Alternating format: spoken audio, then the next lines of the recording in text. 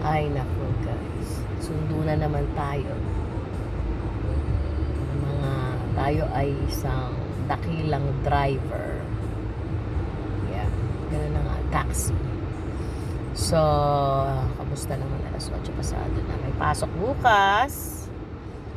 Dinner dito, dinner doon. Ako naman susundo. Pagod na ako. Trabaho bukas. Tapos ito. Yung anak kong gumamit ng sasakyan. Di mo na naglagay ng gas. Look at that.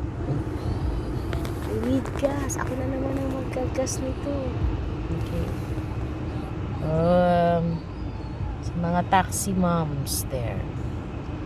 Hold on. Hold on. Patience. Hold it right there.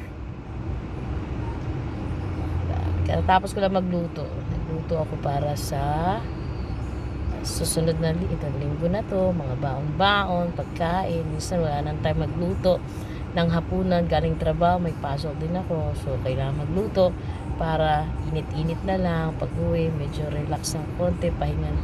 Makapahinga. Buti sana yung tayo ay walang trabaho na sa bahay lang. Luto ka.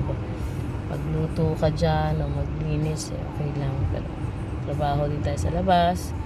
Kaya yun, ganun talaga ang buhay. Kapit lang.